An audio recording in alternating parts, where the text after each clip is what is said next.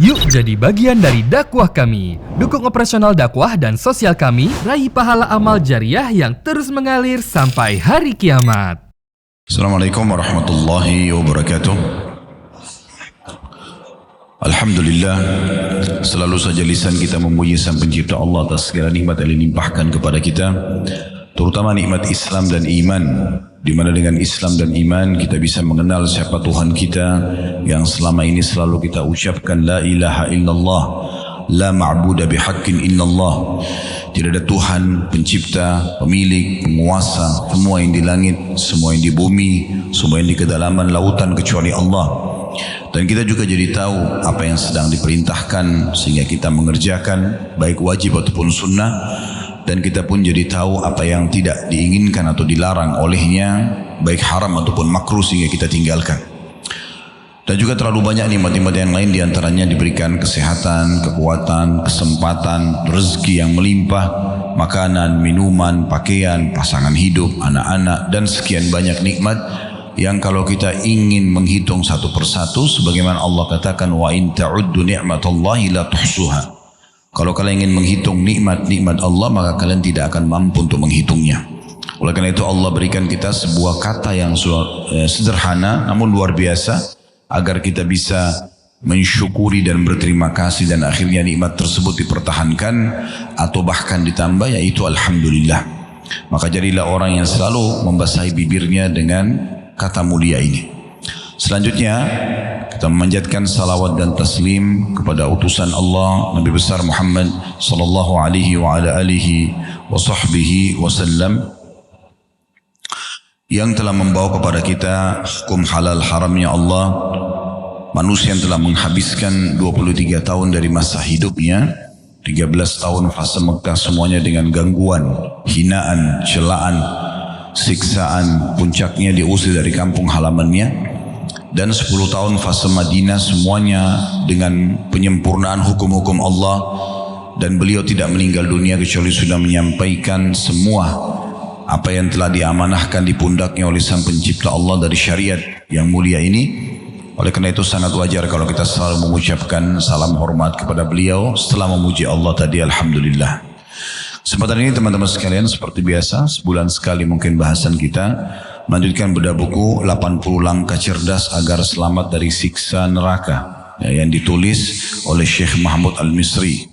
Dan kita sudah menyelesaikan poin ke-16 pada kesempatan yang lalu, yaitu rumah di surga dengan 12 rakaat.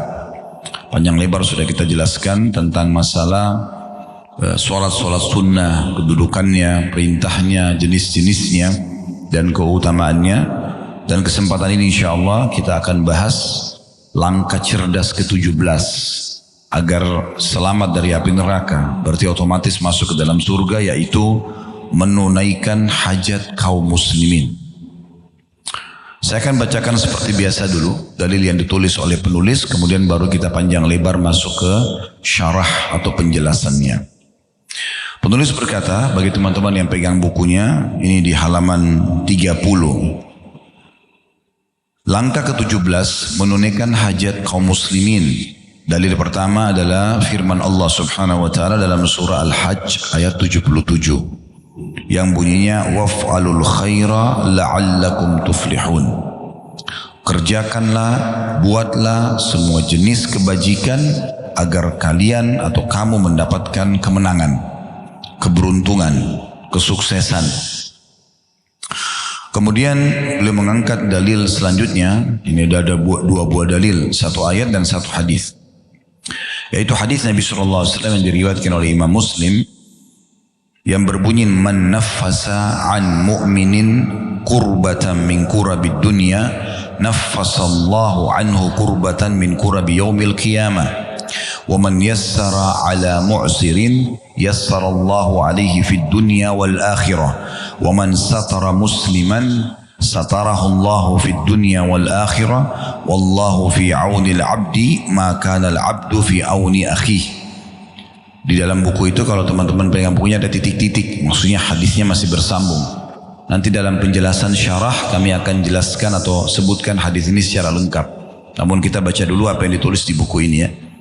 Terjemahannya, siapa yang menghilangkan dari seorang mukmin satu kesulitan dari kesulitan-kesulitan dunia, maka Allah akan menghilangkan darinya satu kesulitan dari kesulitan-kesulitan hari kiamat. Siapa yang memudahkan orang yang dalam kesulitan, maka Allah akan memudahkannya di dunia dan di akhirat. Siapa yang menutupi aib seorang muslim, maka Allah juga akan menutupi aibnya di dunia dan di akhirat. Allah senantiasa menolong seorang hamba selama hamba itu menolong saudaranya.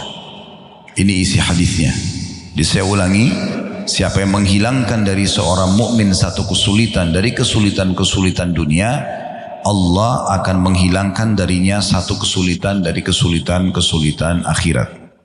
Dan siapa yang memudahkan orang yang dalam kesulitan, maka Allah akan memudahkannya di dunia dan di akhirat. Siapa yang menutupi aib seorang muslim, maka Allah akan menutupi aibnya di dunia dan di akhirat. Dan Allah senantiasa menolong seorang hamba selama hamba itu menolong saudaranya. Lalu kata penulis, jika kamu menunaikan hajat saudaramu, maka Allah subhanahu wa ta'ala akan membantumu dalam menunaikan urusan agama dan duniamu. Jadi ini kurang lebih yang dipaparkan oleh penulis tentunya. Dan metode ini yang sering kami gunakan. Kalau teman-teman ikuti dari awal tidak asing, kita sudah bahas 16 langkah cerdas ya. Pasti kami baca dulu semuanya, apa yang ditulis, kemudian baru kita masuk ke penjelasan lebih jauh. Baik, di awal kita akan membahas dan menjelaskan syarah. Saya mengajak teman-teman sekalian kembali mengikhlaskan niat dalam majelis ilmu ini. Baik dimulai dari kami, kemudian teman-teman sekalian. Karena memang tidak akan diterima sebuah amal dalam Islam tanpa ikhlas. Kata Nabi SAW, Inna Allah la yakbalu amalan illa ma kana khalisan liwajhi. Allah tidak akan pernah menerima sebuah amalan sekecil sampai sebesar apapun kecuali yang ikhlas karenanya. Makna ikhlas betul-betul tulus karena Allah. Ya, dilihat orang, tidak dilihat orang, dipuji atau tidak dipuji, tetap kita kerjakan. Kemudian yang kedua, ini sering kami ingatkan, saya duduk di sini bukan karena lebih pintar daripada Bapak Ibu sekalian, tapi kita menjalankan firman Allah Subhanahu wa taala, "Fadzakir fa inna dzikra tanfa'ul mu'minin." Saling memberikan peringatan karena peringatan akan sangat bermanfaat bagi orang-orang beriman. Dan kata Nabi sallallahu alaihi wasallam, "Ad-dinun nasihah." Agama ini isinya semuanya nasihat. Juga dalam sabda beliau yang lain, di antara 6 hak muslim dari muslim yang lain, idza stanfahaka fansah lahu. Kalau dia minta nasihat, berilah nasihat kepadanya. Permintaan kami isi pengajian begini adalah permintaan untuk berbagi nasihat. Maka karena itu saya duduk di sini Bapak Ibu sekalian, dan juga saya di kursi dan meja ini karena disiapkan oleh panitia. Bukan permintaan khusus tentunya. Mudah-mudahan bisa dimaklumi. Bapak Ibu duduk di bawah, bukan maksud untuk lebih tinggi ya. Ini insya Allah perlu difahami.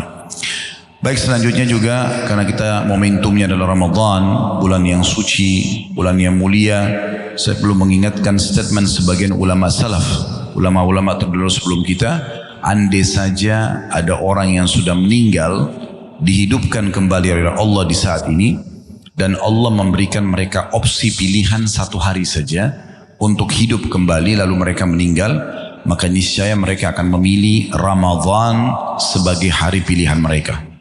Kalau Allah menyampaikan kita di waktu yang penuh dengan peluang emas ini, maka maksimalkan teman-teman. Hilangkan semua rasa malas. Hilangkan semua bisikan-bisikan yang buruk dari jiwa untuk menunda-nunda amal, apalagi terjerumus lagi dalam perbuatan dosa. Kalau Ramadan saja tidak membuat kita berubah menjadi lebih baik, lebih bertakwa, lebih patuh, lebih soleh atau solehah bahasa sederhana kita, ya, atau mudah difahami, maka kira-kira kapan? Kita sekarang sedang berada di sebuah lembaga training terbesar di dunia. Training peningkatan skill spiritual. Ini terbesar di dunia. Kadang-kadang ada di Indonesia, mungkin tidak asing bagi Anda, saya tidak usah sebutkan nama lembaga-lembaga ini, tapi ada memang lembaga-lembaga khusus untuk meningkatkan skill spiritual. Dan itu biasa banyak orang ikut karena trainernya dianggap bagus, para stafnya bagus, media yang digunakan juga bagus. Ya, semua harapan kita pada saat itu kita menjadi outputnya juga bagus, ya, punya hasil. Berapa banyak perusahaan mengikutkan stafnya, betul memang terbentuk kejujurannya, ya, amanahnya, tanggung jawabnya, ya, peningkatan kinerja dan produktivitas terlihat setelah pelatihan tersebut karena muncul tanggung jawab. Nah ini semua banyak terjadi ya, dan dibayar mahal untuk ikut training itu. Ramadan ini adalah lembaga training, ya, mungkin kalau bahasa saya tercanggih, ya, terlengkap. Trainernya bukan manusia, tapi langsung Allah sang pencipta, para stafnya para malaikat, ya, dan seluruh di muka bumi ini populasi manusia umat Islam maksud saya secara khusus mendekati 2 miliar sekarang, 1,8 miliar sekian atau hampir 2 miliar. Ya, ini berselisih di antara orang yang adakan penelitian, tapi yang jelas jumlah mereka sangat banyak. Dimanapun kita berada atau pergi di masa sekarang, di benua di muka bumi, di Australia, di Eropa, di Amerika, di Asia, di Afrika, sama. Semua muslim lagi betul-betul berbenah diri untuk menjadi orang yang lebih baik dari sebelumnya. Mungkin yang jarang sholat sekarang sholat. Mungkin yang belum tutup aurat sekarang tutup aurat. Mungkin yang belum pernah sentuh Al-Quran mulai belajar. Mungkin orang yang jarang malas bersedekah, mungkin sekarang lebih banyak bersedekah. Mungkin banyak orang yang mengejar keutamaan umrah yang sama dengan haji di bulan Ramadan, ya, dilakukan yang sebelumnya mungkin belum melakukan, dan sekian banyak kebaikan-kebaikan yang kita lakukan, dan memang itu tujuan utama dari Ramadan ini. Makanya Allah Subhanahu wa taala mengatakan dalam surah Al-Baqarah 185, ya ayyuhalladzina amanu kutiba alaikumus shiyamu kama kutiba alal ladzina min qablikum la'allakum tattaqun. Hai orang beriman, kalau terjemahan saya ya supaya mudah difahami, telah dibuatkan program-program untuk kalian di bulan puasa ini, program macam-macam ibadah. Sebagaimana dibuatkan untuk orang-orang sebelum kalian, agar targetnya kalian mencapai tingkat orang-orang yang bertakwa. Makna bertakwa adalah patuh dah. Jadi orang yang betul-betul apa yang Allah perintahkan, iya, sami'na wa ata'na, kami dengar dan kami patuh. Lalu dikerjakanlah semua yang wajib dan juga sunnah. Begitu juga dengan apa yang Allah larang, haram dan makruh ditinggalkan. Itu target daripada Ramadan. Semoga saja kita bisa maksimalkan waktu ini teman-teman sekalian, ya, dengan memperbanyak mengerjakan amal saleh, terus mendalami ilmu-ilmu agama, mendengarkan ceramah-ceramah supaya bertambah pengetahuan kita. Dan setelah Ramadan yang tidak kalah penting adalah lisan kita mengucapkan Alhamdulillah tepat sasarannya.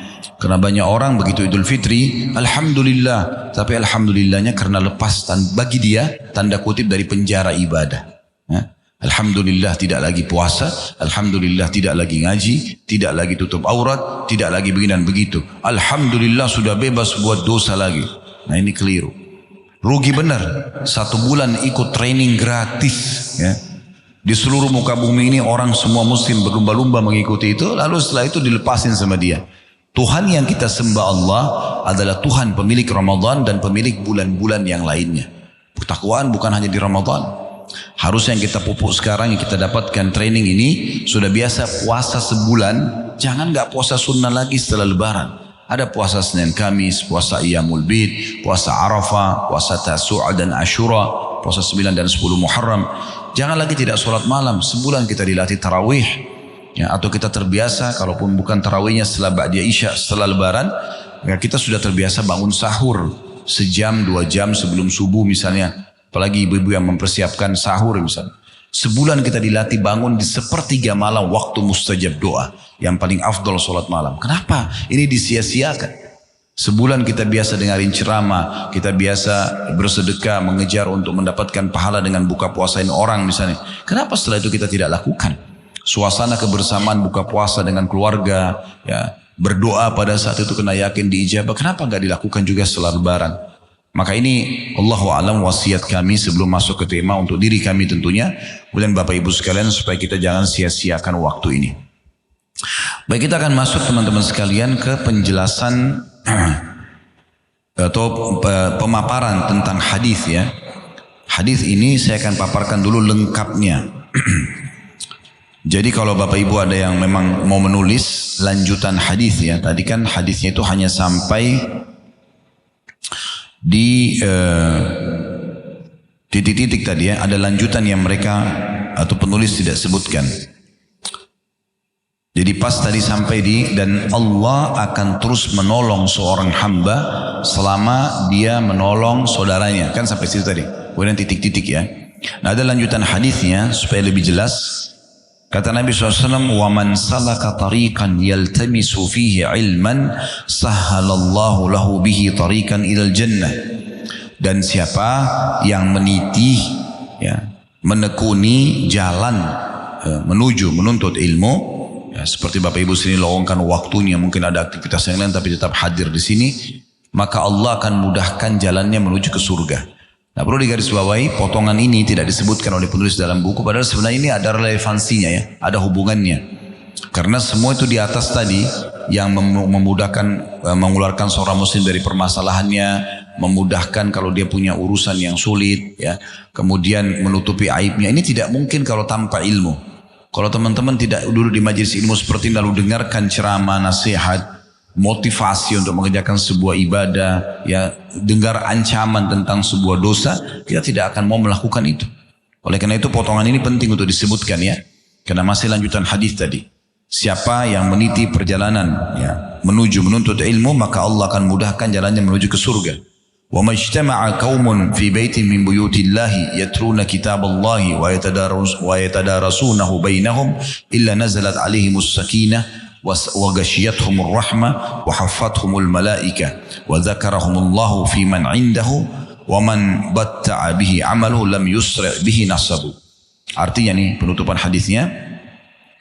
Dan kata Nabi SAW, tidak ada satu kaum yang berkumpul di salah satu rumah-rumah Allah, kemudian mereka mempelajari kitabullah, Al-Quran, tadarus Al-Quran, dan mereka mempelajari isi-isinya, kecuali akan turun kepada mereka ketentraman dan ketenangan jiwa, serta juga akan turun rahmat atau karunia Allah atau rezeki Allah, serta juga mereka akan dilindungi atau temani oleh para malaikat, dan Allah akan menyebut-nyebut mereka di tempat atau di hadapan golongan yang lebih baik daripada mereka, maksudnya golongan para malaikat, ya. Lalu kata Nabi SAW, siapa yang lambat beramal, maka, ya, tingginya jalur nasabnya tidak akan mengejar ketertinggalan amal itu. Jadi ini potongan hadis lanjutannya supaya jelas, ya, seperti apa yang sedang dimaksud dalam hadis tersebut. Baik, kita akan masuk teman-teman sekalian poin demi poin daripada hadis yang ditulis tadi. Potongan pertama dari hadis yang disampaikan tadi adalah siapa, atau bahasa Arabnya, man naffasa an mu'min kurbatan min kurabid dunya naffasallahu anhu kurbatan min kurabi yaumil qiyamah.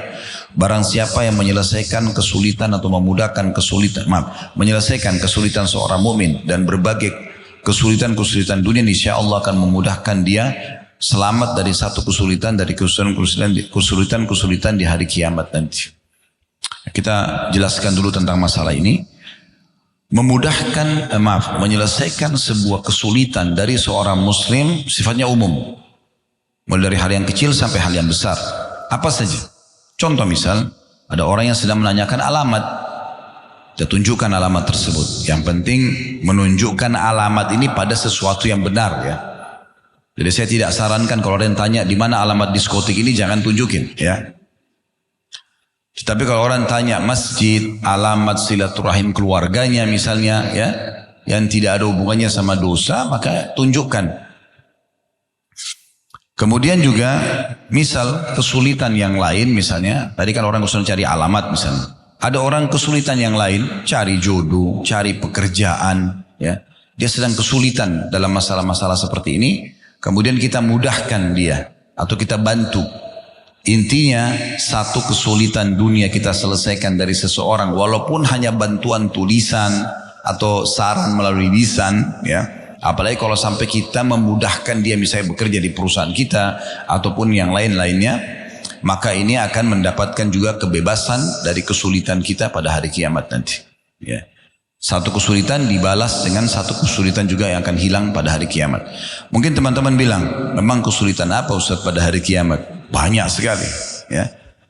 Misal amal-amal Bapak Ibu sekalian kurang ikhlas, tidak mengikuti rukun atau syarat, lalu tidak diterima sama Allah.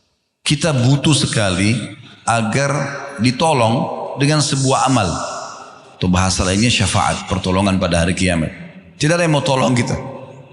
Karena dalam sebuah riwayat sahih disebutkan, nanti pada hari kiamat itu orang lari dari semua orang terdekat dia. Tidak usah orang lain, orang terdekat. Suami istri lari dari pasangannya, orang tua lari dari anaknya, teman dari temannya, saudara dari saudaranya. Kata Allah begitu. Yauma nafiru mar'u min akhi. Pada hari kiamat orang lari dari saudaranya, ummihi wa abi, dari ibunya dan ayahnya, wa sahibati wa bani, pasangan hidup dan anak-anaknya. Kenapa?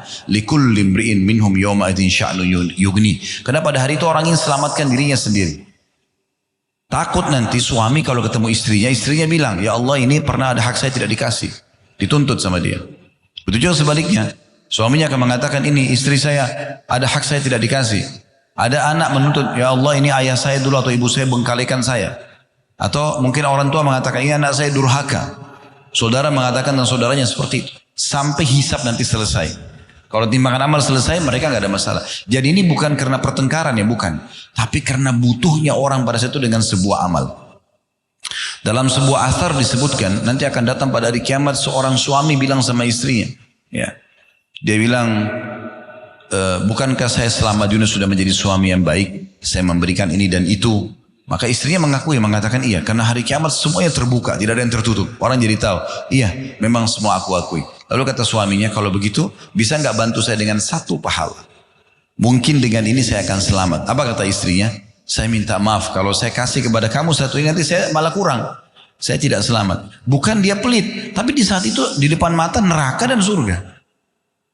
Kapan kurang satu nggak bisa, gitu kan? Jadi begitu keadaan hari kiamat tuh luar biasa. Sebaliknya kata Nabi SAW, istri juga akan datang pada suaminya mengatakan, bukankah aku sudah menjadi istri yang baik selama ini di dunia? Aku begini dan begitu. Kata suaminya, benar saya akui. Lalu istri bilang, bisa nggak berikan saya satu pahala supaya bisa menyelamatkan saya? Kata suaminya, saya minta maaf. Kalau saya berikan kepadamu nanti malah saya yang kurang. Seperti itu. Ini bukan, jangan difahami masalah, oh kok suami istri pelit-pelitan. Bukan. Karena pada saat itu neraka depan mata kita. Kata Nabi SAW, yu'ta bi jahannam yawmal qiyamah, akan datangkan hari kiamat nanti neraka di depan kita semua akan kita saksikan. Wa 'alaiha sab'una alfu zimam, yang akan diikat dengan 70.000 rantai. Ma'akul zimamin sab'una malak yajurrunaha. Di setiap satu rantai ada 70.000 malaikat yang menariknya. Berapa besarnya neraka itu? Neraka bukan bangunan kayak hotel ini atau bangunan aula ini teman-teman sekalian. Neraka sebuah bangunan yang sangat besar, raksasa, yang mengeluarkan suara, berbicara, punya leher bahkan. Disebutkan dalam sebuah riwayat akan keluar leher dari neraka, nanti akan mengatakan, aku dipersiapkan oleh Allah untuk orang-orang yang melakukan syirik, orang yang sombong, gitu kan, melakukan pelanggaran-pelanggaran. Neraka itu menghardik orang-orang yang masuk ke dalamnya. Ya. Dan neraka sendiri adalah tempat yang sangat panas, penyesalan abadi kalau orang sempat masuk di sana. Kata Nabi SAW, nanti didatangkan pada hari kiamat orang yang paling besar nikmatnya di dunia, tapi dari ahli neraka. Dia lahir sudah di istana raja, sampai mati di istana raja, karena dia keturunan raja. Tapi orang non muslim, orang-orang ahli maksiat pada Allah SWT, jauh dari agama Allah, ahli neraka, meninggal. Lalu kemudian di hari kiamat kata Nabi SAW didatangkan, lalu dicelupkan satu celupan di neraka, dikeluarkan lagi. Lalu ditanya, pernah nggak kamu rasakan nikmat selama ini? Pernah nggak kamu merasa senang selama ini? Dia mengatakan, demi Allah tidak pernah. Satu celupan menghilangkan semua kenikmatan itu. Sebaliknya kata Nabi SAW, akan datangkan hari kiamat orang yang paling susah di dunia. Lahir udah nggak ada pakaian mungkin pakaian di badan saja, sampai meninggal miskin susah. Tapi ahli surga, kalau azan, sholat, ibadah, kerjakan ketaatan kepada Allah gitu ya. Lalu kemudian didatangkan hari kiamat, lalu dicelupkan satu celupan di surga. Dikeluarkan, lalu ditanya, pernah lewat kesulitan dalam hidupmu? Pernah gak kamu susah selama ini? Dia bilang, demi Allah tidak pernah. Satu celupan menghilangkan semua kesusahan. Ya. Jadi bukan hal yang ringan pada hari kiamat itu. Bukan hal yang ringan pada hari kiamat. Oleh karena itu kalau kita dapat satu bonus nih, dengan berbuat baik dan mengeluarkan seseorang muslim dari satu masalahnya di dunia, lalu kita selamat dari kesalahan masalah di hari kiamat, itu luar biasa. Ya. Kita tidak pernah tahu permasalahan apa yang pernah kita buat. Mungkin ada hal-hal yang sudah kita lupa, tapi kita buat kejahatan, belum sempat kita taubat darinya, sehingga kita butuh pertolongan, gitu kan? Jadi ini luar biasa yang harus kita fahami.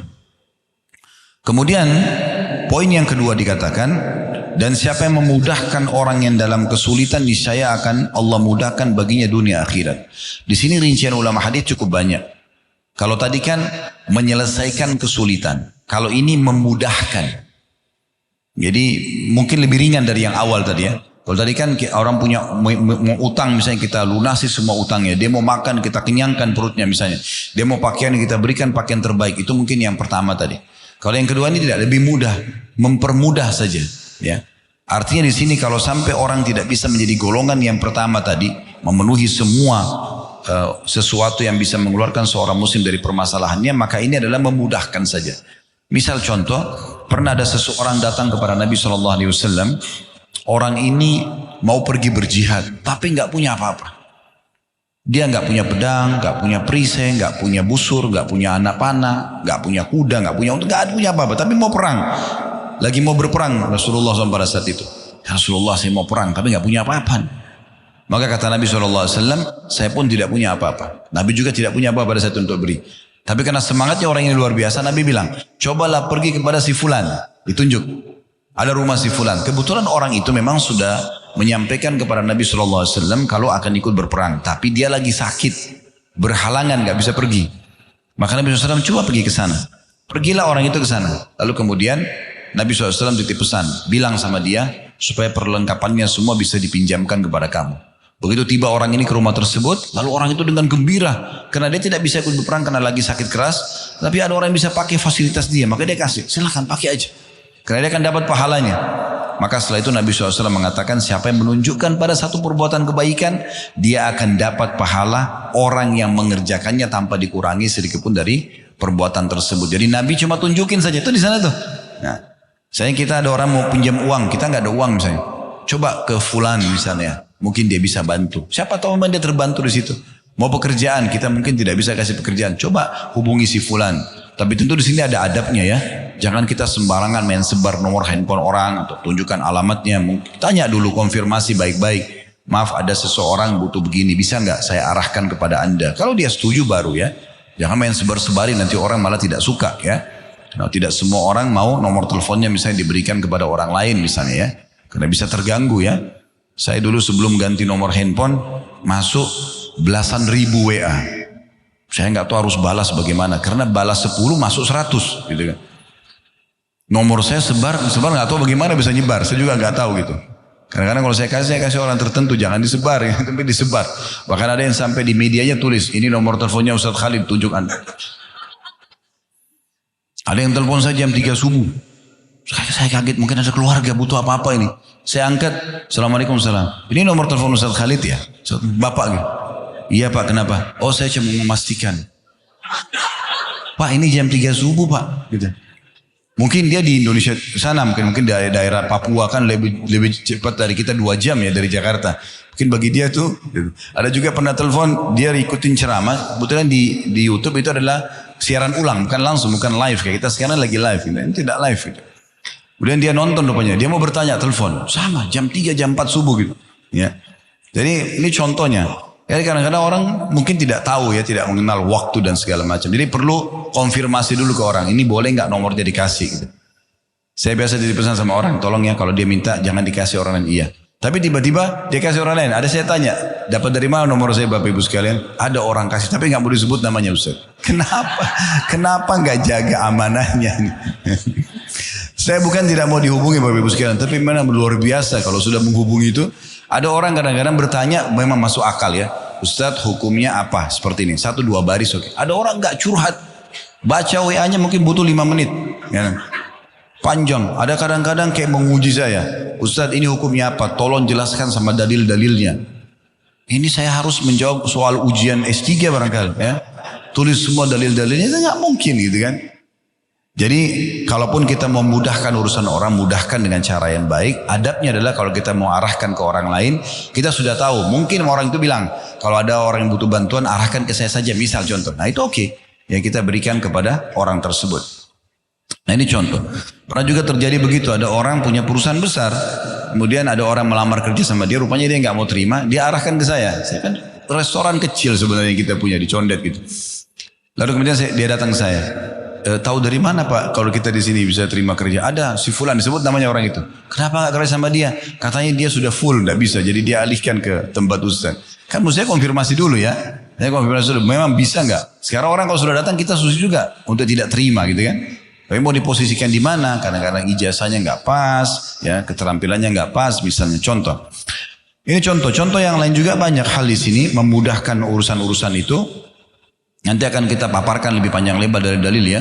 Sampai pernah Nabi SAW itu luar biasa duduk dengan para sahabat lalu menyebutkan siapa yang punya kelebihan tunggangan kasih kepada saudaranya, siapa yang punya kelebihan baju kasih kepada saudaranya, siapa yang punya kelebihan makan kasih kepada saudara. Sampai kata para sahabat, Nabi sebutkan semua jenis-jenis harta sampai kami kira yang kami miliki hanya boleh yang pas saja, sisanya harus kasih ke orang lain. Saking pentingnya orang berbagi dan memudahkan orang lain gitu ya. Kelebihan makanan pun jangan hanya sekedar dibuang, taruh di kulkas, kasih ke orang lain gitu. Bagikan kepada orang lain. Sampai begitu dalam Islam kita dianjurkan untuk saling memenuhi kebutuhan satu sama yang lain. Di sini juga tentu masuk luas bahasannya ya. Kalau seorang pengacara misalnya ya, dia bisa memudahkan urusan seseorang yang memang terzalimi misalnya, atau seseorang punya jabatan kemudian orang lain memang butuh dan memang dia sudah penuhi semua kriteria atau apapun yang diminta ya untuk memenuhi apa yang dia ingin, urusan surat tanah, urusan KTP, urusan apalah segala macam, maka dia mudahkan, ini masuk di dalamnya, dia mudahkan itu. Kemudian yang ketiga dikatakan dalam hadis, dan siapa yang menutupi aib seorang muslim maka Allah akan menutupi aibnya di dunia dan di akhirat. Ini luar biasa ini bahasanya. Aib itu adalah sebuah kekurangan yang dianggap kekurangan oleh pemiliknya, bukan kita ya. Jadi kalau misalnya ada orang mungkin dia ada kekurangan fisik, tapi bagi dia itu bukan aib ya. Itu biasa saja. Ada orang mungkin menganggap itu sebuah kekurangan, dia nggak suka kalau diceritakan. Jadi tolok ukur aib itu adalah aib di mata pemiliknya, bukan kita ya. Kapan dianggap aib, dia tidak mau disebarin, tidak boleh kita sebarin, tidak boleh kita bicarakan. Itulah yang kata Nabi SAW, apakah kalian tahu apa itu ghibah, menggunjing orang lain? Kata para sahabat, Allah dan Rasulnya lebih tahu. Kata Nabi SAW, engkau menyebutkan sesuatu tentang saudaramu yang dia tidak suka untuk disebutkan. Jadi poinnya itu, karena dia tidak suka untuk disampaikan. Jadi nggak boleh. Nah itu aib atau bukan aib, tidak boleh kita sampaikan. Selama dia bilang, jangan ceritakan ke orang lain ya. Jangan Bapak Ibu bilang iya, tapi akhirnya ya, kita cerita sama orang lain. Saya mau cerita sama kamu ya, tapi jangan cerita sama orang lain ya. Sama juga bohong gitu ya. Akhirnya nyebar kemana-mana. Subhanallah, seorang penyair mengatakan, kalau engkau titipkan emas pada orang, pastikan tidak bertambah. Gak ada orang kita titip 1 kilo dikasih 2 kilo, itu gak mungkin. Titipan gitu kan. Berkurang mungkin kalau ada orang tidak amanah, curi, salah gunakan. Tapi kalau engkau titipkan kata-kata pada orang, pastikan bertambah. Itu pasti itu. Kita cerita 2 baris akan jadi 5 baris tuh ceritanya. Sama orang pertama. Orang kedua jadi 10 baris. Terusnya. Ya. Bahkan ada orang banyak suka ngarang-ngarang kata-kata. Teman-teman lewat di sebuah sungai, jembatan ada sungai misalnya. Kita cuma lihat saja mungkin, lagi lihat. Kalau ada orang yang memang kerjanya suka gosip, nyari berita gitu kan. Mungkin dia lihat juga ke sungai. Dia ingin cerita, ada apa nih? Kenapa orang ini lihat di sungai? Mungkin orang yang pertama sudah pergi cuma sekitar lihat saja. Tapi orang yang kedua ini buat cerita. Tadi di sana itu ada buaya. Padahal nggak ada buaya. Ya. Ini orang kedua ini. Orang ketiga datang apa? Oh ada 2 ekor buaya. Nanti lama-lama ada buaya putih.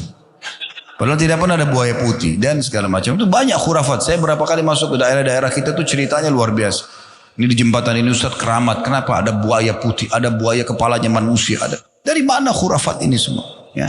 Di karang-karang yang tidak masuk akal. Jadi hati-hati dengan kata-kata gitu ya. Baik, jadi kita kembali ke masalah aib. Selama aib, tugas kita adalah memperbaiki, memberikan masukan kepada dia selama itu bisa, dan kemudian kita tidak perlu lagi sebarluaskan. Ya, itu kata Nabi SAW, siapa yang menutupi aib saudaranya muslim, Allah akan tutupi aibnya di dunia dan di akhirat. Dapat bonus 2 nih. Ditutupi aibnya saudaranya di dunia, Allah akan tutupi di dunia dan di akhirat. Ini penting. Dan kata Nabi SAW dalam sebuah riwayat yang lain, dan siapa yang sengaja mencari-cari aib saudaranya, Allah akan bongkar aibnya walaupun dari rumahnya sendiri. Jadi gak boleh kita sengaja cari tahu. Ya. Ada orang bangun tidur atau pertama buka handphone, pertanyaan pertama sama teman-temannya, sudah tahu belum? Itu pertanyaan pertama. Luar biasa gitu. Sudah tahu apa? Ilmu pengetahuan gak ada masalah. Sudah tahu belum? Itu PRT-nya si fulan berhenti kerja. Itu ibu itu begini dan begitu. Kemarin mau turun mobilnya macet. Kemarin bajunya begini. Semua dibahas. Ya, luar biasa. Di lampu merah saja lagi berhenti bahas hal-hal yang tidak penting. Merek mobil orang, helmnya orang. Lebih baik berzikir gitu kan. Daripada cari tahu semuanya. Bapak Ibu sekalian, kita kalau mau tanya seseorang berhubungan dengan dia, kalau kita perlu nanya tasnya, pakaiannya, memang betul-betul kita mau tahu karena bagus, mau beli juga, oke lah. Tapi kalau nggak ada urusannya di pengajian begini, semua orang kiri kanan dilihat, kemudian oh ini pakai baju apa, kamu beli di mana, ini harga berapa, semua satu pengajian ditahu, untuk apa? Nah, nggak ada gunanya gitu, nggak ada manfaatnya. Kata Nabi SAW dalam hadis ya, min husni islamil mar' tarkuhu ma la ya'ni. Termasuk kesempurnaan Islam seseorang adalah meninggalkan apa yang tidak ada manfaat buat dia. Jadi nggak penting untuk dia, untuk apa dicari tahu. Ya, cari saya sesuatu yang bermanfaat bagi kita. Jadi ini masalah aib teman-teman sekalian, jangan pernah dibuka. Ya. Jangan pernah diekspos. Kekurangan seseorang kita tinggal berikan masukan. Saya cuma berbagi saja. Saya pernah naik kendaraan sama seorang keluarga beberapa belas tahun yang lalu ceritanya ini. Kemudian pas naik mobil, kami ada rame-rame, ada driver juga, tapi saya mencium bau kurang sedap dari badannya. Gak enak benar nih gitu. Jelas ini bau ketiak gitu kan. Enggak. Gimana caranya meneruskan orang ini gitu. Sementara kita gak nyaman di sebelahnya. Tiba-tiba subhanallah, saya sambil minta petunjuk sama Allah, ini gimana sejarahnya. Ini tidak bisa didiamkan. Ini kan aib dia. Tapi kalau dibiarin orang lain juga nanti akan terganggu. Akhirnya saya tiba-tiba lihat ada minimarket di pinggir jalan. Saya bilang sama supirnya, maaf bisa berhenti sebentar Pak. Ya, saya turun. Terus saya beli roll on yang saya suka.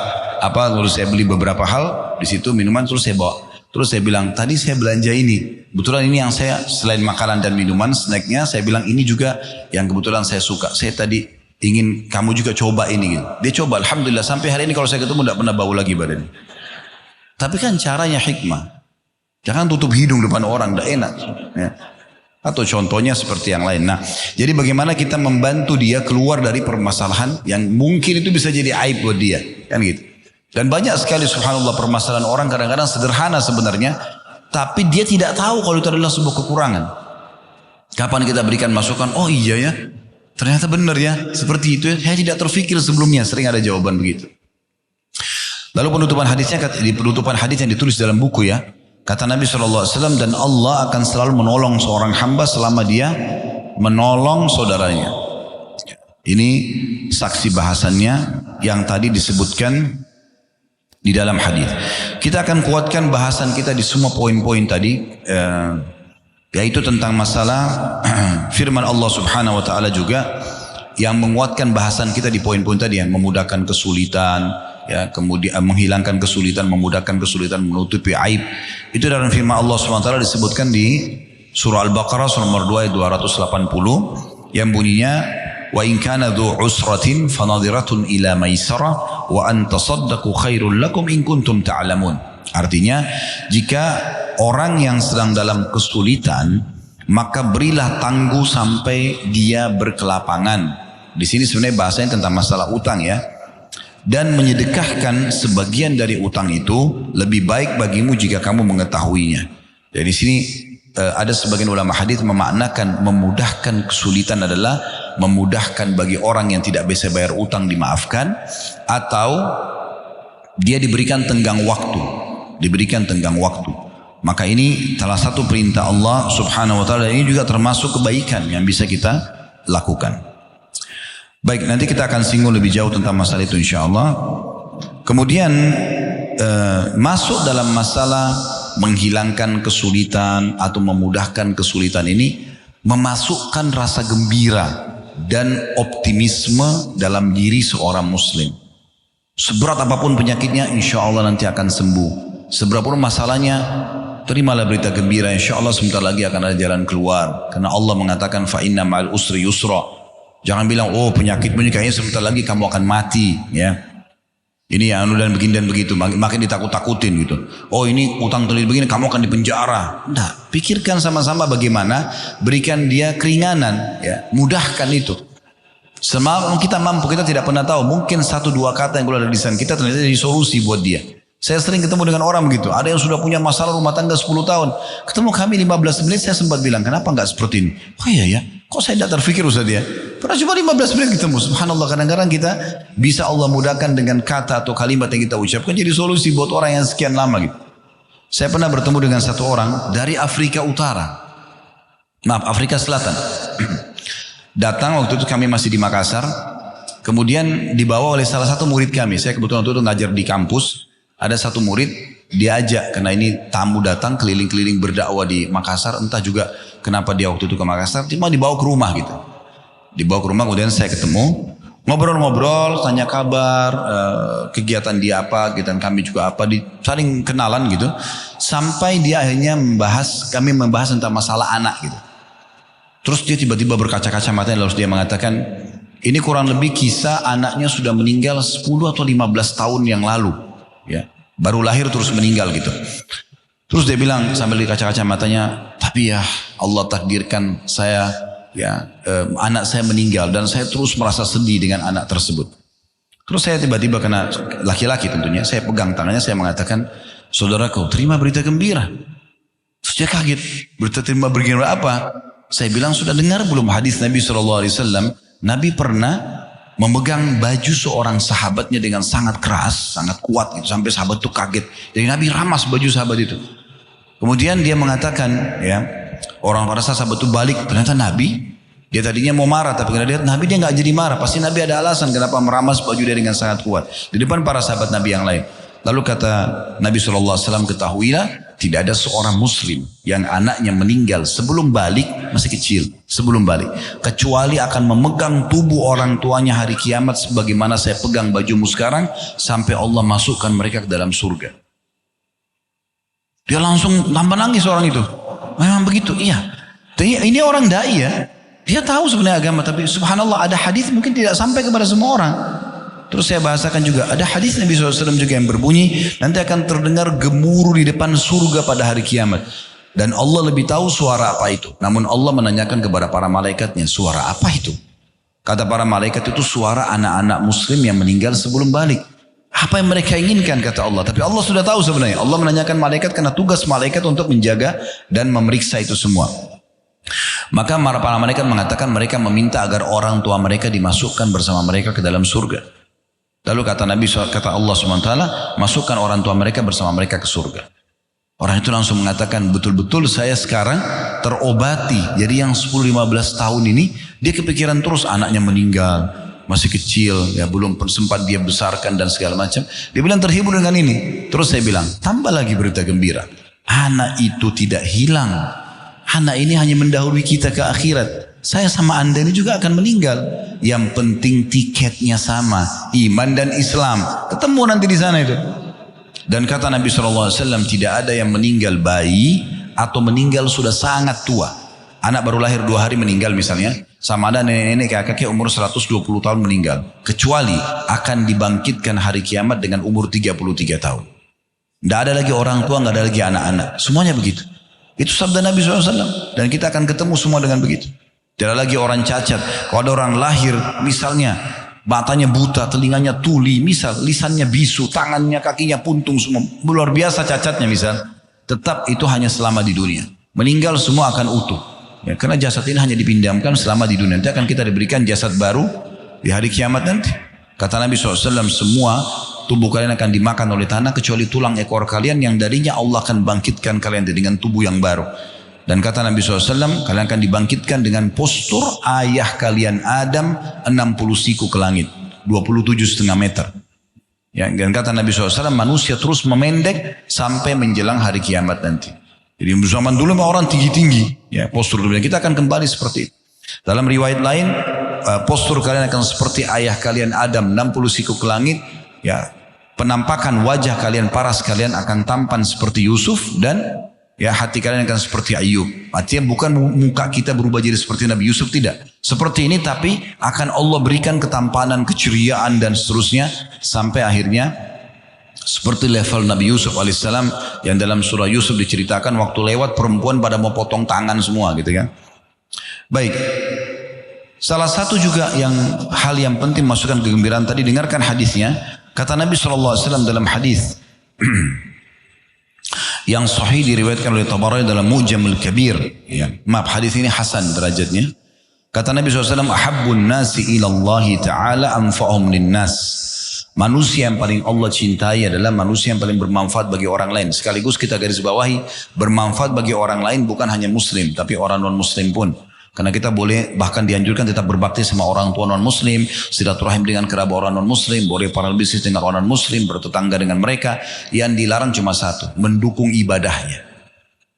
Ibadahnya, lakum dinukum waliyadin, itu patokannya. Ya. Karena Allah bilang, qul ya ayyuhal kafirun, katakan hai orang kafir, la a'budu ma ta'budun. Saya tidak akan ikut-ikut apa yang kalian sembah, ritual kalian tidak akan saya ikut. Wala antum a'buduna ma'budun, kalian juga tidak usah ikuti ritual kami. Allah ulangi lagi.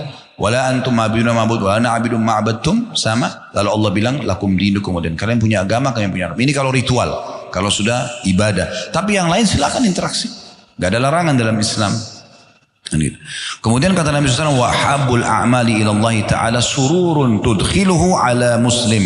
Dan ketahuilah amal yang sangat besar balasannya di sisi Allah adalah kegembiraan yang engkau masukkan ke dalam hati saudaramu muslim.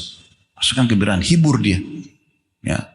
Berikan masukan-masukan, kami sudah berikan contoh tadi. Jadi apa saja yang bisa kita hibur mereka, tanya kabarnya, ya, misalnya bantu apa saja itu silahkan. Yang kita mampu untuk menghibur dia. Walaupun orang datang punya masalah, kita cuma berikan dia minuman hangat, satu minuman dingin misalnya, sambil kita dengarin sedikit apa yang punya permasalahan dia, maka itu sudah cukup juga masuk dalam masalah ini.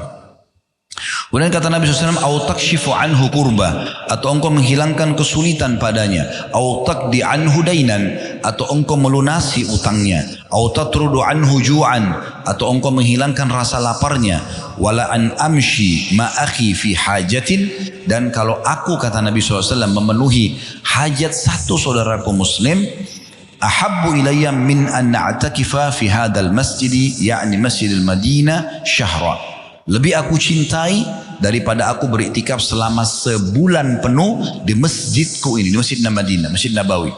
Teman-teman itu sudah tahu, tidak asing Ramadan begini masalah iktikaf ya. Terutama di 10 terakhir Ramadan kita dianjurkan untuk iktikaf. Yaitu tinggal yang paling afdal dari puasa 20 malam 21 berarti. Masuk ke masjid, cari masjid jami' yang ada, ya, sholat Jumatnya supaya nggak keluar-keluar ya. Kalau perempuan sebelum nikah izin sama walinya dan jangan keluar kota. Ya, kemudian kalau sudah menikah sama suaminya. Intinya yang paling afdal mulai dari ya, puasa 20 berarti malam 21, keluarnya setelah sholat id. Ini yang paling afdal. Kalau nggak bisa, berapa hari saja yang kita mampu. Kalau nggak bisa, satu malam pun tidak ada masalah. Saya pernah bawa keluarga ke taman mini di masjid. Ya. Kemudian karena banyak kegiatan dan tidak bisa, saya pagi pun tetap beraktivitas di weekday-nya. Maka akhirnya saya ajak keluarga, kita habis menjelang buka puasa atau habis buka puasa waktu itu kami jalan, buka puasa kemudian jalan, terus kami tunggu sholat isya, sholat tarawih, karena 10 terakhir ada qiyamul lail lagi. Kami tinggal tuh ngaji segala macam sampai jam 12:30 ada sholat malam lagi, 2:30 sahur, tunggu sampai subuh, habis subuh pulang beraktivitas lagi. Minimal ada waktu itikafnya itu, ya bisa bertahan. Tapi intinya bukan itu bahasan kita. Bahasan kita teman-teman sekalian, kalau kita itikaf, umumnya kita berarti mendapatkan 5 waktu sholat di masjid ya. Subuh, duhur, asar, maghrib, isya. Kita akan dapat di awal waktu karena tinggal di masjid. Ya kan gitu. Mendapatkan takbiratul ihram pertama imam, itu keutamanya luar biasa. Kata Nabi SAW, siapa yang tidak ketinggalan takbiratul ihram pertama imam, imam Allahu Akbar, dia juga Allahu Akbar. 40 hari. Subuh, duhur, asar, maghrib, isya, hari pertama sampai hari ke-40. Maka dijamin dia akan selamat dari neraka dan kemunafikan. Jadi memang ada keutamanya. Jadi mendapatkan imam Allah Akbar, kita Allah Akbar di belakangnya, mulai malaikat catat pahala tuh. Iftitah, Al-Fatihah, surah. Beda pahala orang yang dari awal dengan orang yang pas imam Allah dhalin baru dia takbir. Beda pahalanya. Dia kehilangan iftitah, kehilangan Al-Fatihahnya gitu kan. Orang masuk satu rakaat dengan orang yang dari awal sholat, beda pahalanya. Orang yang dapat rakaat terakhir beda pahalanya. Oleh karena itu jangan disia-siakan. Gitu kan. Nah seperti itu. Nah orang kalau itikaf itu bisa dapat 5 waktu sholat on time. Belum dia bisa dapat waktu mustajab. Diijabah antara azan iqamah. Ya, untuk dia berdoa. Dia bisa dapat keutamaan itikaf sendiri. Mengikat diri di masjid. Karena Nabi SAW mengikat diri di masjid gitu kan. Walaupun terjadi di Ramadan pada saat itu beliau. Tapi yang kita garis bawahi di sini, perhatikan sabda Nabi SAW. setelah beliau jelaskan tadi, ya. Perhatikan kembali hadisnya ya. Sesungguhnya amal yang paling Allah cintai masukkan gembiraan dari hati seorang muslim, atau engkau menghilangkan kesulitan yang sedang menimpanya, atau engkau melunasi utangnya, atau engkau menghilangkan rasa laparnya. Dan ketahuilah, kata Nabi SAW, aku memenuhi satu hajat saudaraku muslim lebih aku cintai daripada i'tikaf sebulan di Masjid Nabawi di Madinah. Nah, kalau Masjid Nabawi di Madinah berarti subuh, duhur, asar, maghrib, isya. Kan kalau sholat di sana dapat 1000 pahala ya. 1000 pahala. Itu kalau sholat sendiri. Kalau sholat berjamaah kali 25 kali lipat. 25.000 pahala sholat. Satu kali sholat di Masjid Nabawi, duhur sama dengan 25.000 kali sholat di Indonesia berjamaah. Karena pahalanya besar banget. Kalau di Mekah lebih besar lagi. 100.000 satu kali sholat. Kalau berjamaah kali 25 berarti 2,5 juta pahala. Ya. Kalau gitu teman-teman yang Allah masih mudahkan umrah aja. Ya, apalagi di Ramadan begini. Pahalanya sama dengan haji bersama Nabi SAW. Masih ada kesempatan untuk mengerjakan itu. Ya. Baik teman-teman sekalian, berarti kalau kita penuhi hajat satu orang muslim, lebih baik daripada i'tikaf sebulan di Masjid Nabawi. Itu luar biasa ini. Ya. Oleh karena itu jangan sia-siakan. Ada yang minta diantar temani ke satu tempat, belanja baju. Ada yang minta diantarin ke satu alamat. Selama ingat kuncinya bukan maksiat, maka luangkan waktu untuk itu. Ya, maka itu akan menjadi lebih baik daripada i'tikaf selama sebulan di Masjid Nabawi. Ini luar biasa gitu. Ada hadis-hadis tambahan yang saya ingin titik beratkan, yang menggabungkan semua tadi apa yang kita sampaikan itu juga. Hadis Abu Sa'id Al-Khudri radhiyallahu anhu, ia berkata, suatu waktu kami sedang dalam perjalanan. Kami lagi dalam perjalanan. Kemudian tiba-tiba datang seorang laki-laki atau pria menunggangi unta miliknya, dan kemudian dia menoleh ke kanan dan ke kiri karena lapar, ingin cari siapa kira-kira yang bisa kasih dia makanan. Maka Nabi SAW waktu lihat orang itu bilang begini, man kana ma'hu fadlun, ya, fadlu dhahrin falyu'id bihi atau falya'ud bihi ala man la dhahra lahu. Barang siapa yang memiliki kelebihan kendaraan, hendaklah dia berikan kepada yang tidak punya kendaraan. Ya. Ini bayangkan ya, kalau kita punya lebih kasih kendaraan ke orang lain. Kalau zaman dulu unta sama kuda, zaman sekarang ada motor, ada mobil. Itu anjurannya. Ya. Kalau tidak bisa memberikan, maka minimal meminjamkan. Ada orang subhanallah bakhilnya luar biasa gitu ya. Minjamin aja nggak mau. Walaupun keluarganya datang. Kadang-kadang orang tuanya datang disuruh naik kendaraan umum, dia naik kendaraannya sendiri. Ya. Saya punya seorang sahabat di Jakarta ini, Masya Allah, semoga Allah selalu jaga beliau. Terus saya sebutkan namanya, tapi saya sangat terharu waktu kami masih tinggal di Makassar. Setiap kali saya datang, pasti beliau minta saya gantiin jadwalnya. Di masjid mana, di pengajian mana gitu. Sampai saya bilang, jangan, saya nggak usah Ustaz. Enggak, tolong antum ngisi. Kadang-kadang dia seharusnya isi jadwalnya, tapi dia minta gitu. Kemudian beliau punya cuma satu mobil. Saya ingat benar itu. Setiap kali beliau diantar ke kantornya, pasti beliau bilang sama sopirnya, temani Ustaz Khalid mau kemana, jalan gitu. Jadi padahal dia butuh, ada keluarganya juga gitu.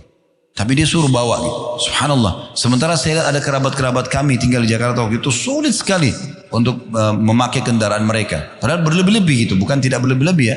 Ini orang cuma punya satu pun dia masih melakukan ini. Ini mungkin karena pemahaman terhadap perintah Nabi SAW. Ini luar biasa Nabi bilang. Terus Nabi SAW bilang selanjutnya, وَمَنْ كَانَ لَهُ فَضْلٌ مِنْ زَادٍ فَلْيَعُدْ بِهِ عَلَى مَنْ لَا زَادَ لَهُ.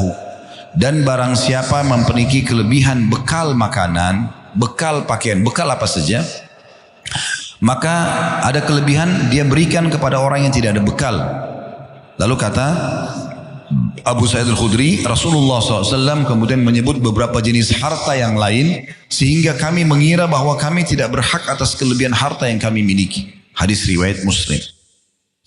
Dalam riwayat Jabir radhiyallahu anhu, Nabi SAW pernah pada saat berangkat berperang memberikan nasihat kepada para pasukan.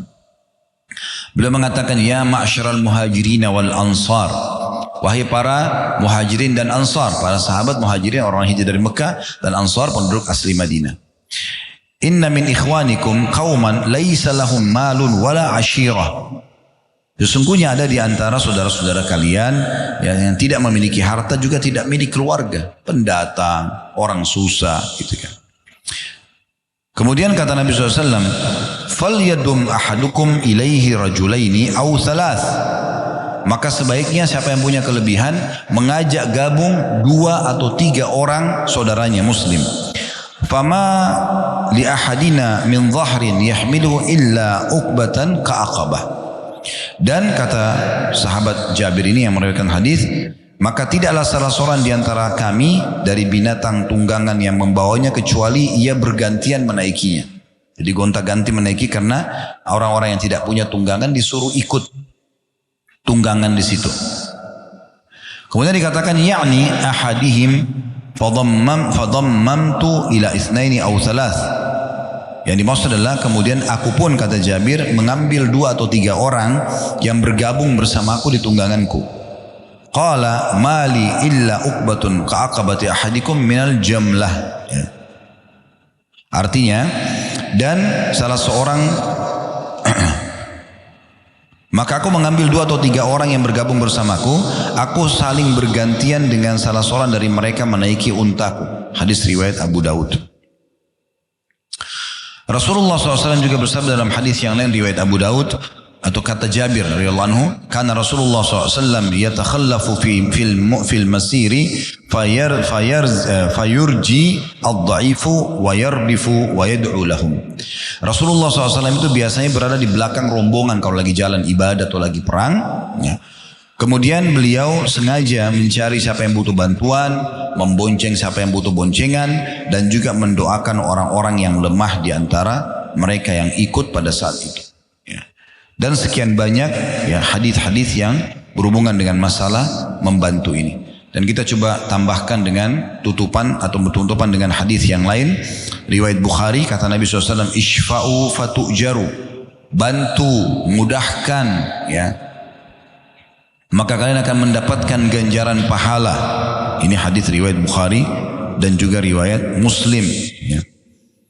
Dan sebaliknya, Nabi SAW ini sebagai penutup, kalau ada yang punya pertanyaan bisa dikembangkan sebentar insyaAllah. Sebaliknya kita tidak boleh membengkalikan seorang muslim, tidak boleh sengaja mencari-cari kesalahannya, tidak boleh menyusahkannya ya. Karena kata Nabi SAW dalam hadis yang masyhur riwayat Bukhari Muslim, al-muslimu akhul muslim, muslim adalah saudara muslim yang lain, la yadhlimuhu, tidak boleh dia menzaliminya. Zalim artinya mengambil yang bukan hak atau tidak memberikan hak orang lain. Wala yuslimuhu, dan tidak boleh dia membiarkan saudaranya. Apakah dia melakukan kesalahan atau dia sedang dizalimi ya. Wa man kana fi hajati akhi, siapa yang memenuhi hajat saudaranya, kana Allah fi hajati, Allah pasti akan penuhi juga hajatnya. Wa man farraja an muslimin kurbatan farrajallahu anhu kurbatan min kurabi yaumil qiyamah. Ya, siapa yang menyelesaikan satu kesulitan seorang muslim dunia, Allah akan selesaikan kesulitan dunia di akhirat. Wa man satara musliman satarahu Allah yaumil qiyamah, dan siapa yang menutupi aib seorang muslim, maka Allah akan menutupi aibnya juga di dunia dan di akhirat. Ya, ini hadis-hadis yang luar biasa yang memang menyebutkan dan mendukung apa yang kita bahas ya. Ya, subhanakallah wa bihamdika asyhadu an la ilaha illa anta astaghfiruka wa atubu ilaik. Wassalamualaikum warahmatullahi wabarakatuh. Waalaikumsalam.